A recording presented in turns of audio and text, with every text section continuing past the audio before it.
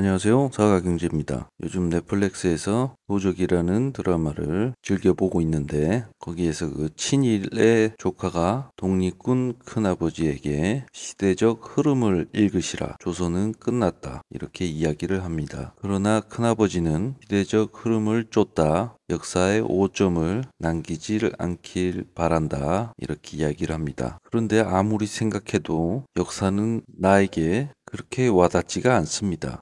어디까지나 투자에 있어서는 개인의 안위를 챙기는 것이 맞다고 생각을 하는데 역사는 정치인들이나 기득권들에게 해당되는 말이 아닐까 그렇게 생각이 됩니다. 나 같은 일기의 개인은 시대적 흐름을 읽어 움직여가지고 돈을 버는 것이 맞다고 생각을 합니다.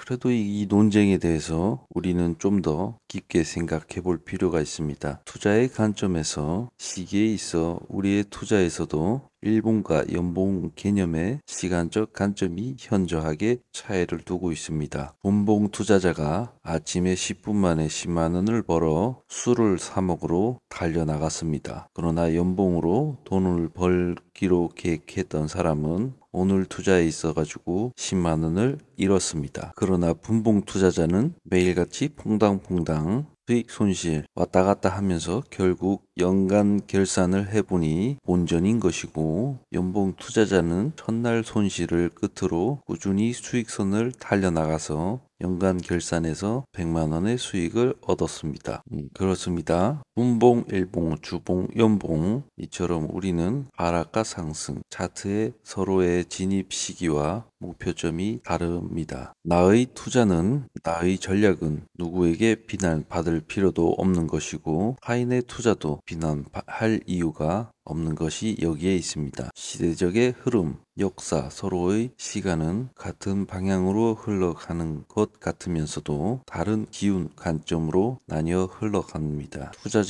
투자자들 또한 추구하는 이점과 방식이 다릅니다. 타인의 의견을 경청할 필요가 있는 것이고 그 수많은 정보에 내가 가져가야 할 이점만 내 것으로 만들면 되는 것 그것이 중요하지 않을까. 우리는 수많은 달콤한 수익을 쉽게 벌 수 있는 것들만 생각을 합니다. 저는 여러 유튜브나 각종 보고서들을 즐겨봅니다. 뉴스도 종종 보지만 결국 그 모든 것들에 종합하여 판단해서 투자하는 것은 나의 몫입니다. 투자가 어려운 것이 여기에 있습니다. 우리는 미래를 보지 못합니다. 단지 과거 역사와 시대적 흐름을 읽어 미래를 지레짐작할 뿐. 그러나 위에서 말했던 것처럼 보고서, 유튜버, 뉴스, 책 등에서 정보들의 조각조각을 맞추다 보면 우리가 신을 믿는 것처럼 미래가 나의 생각처럼 흐를 것이란 확신을 가지게 되는 것입니다. 1,000원을 투자하고 싶은데 현재 100원치 투자가 되고 있진 않으십니까?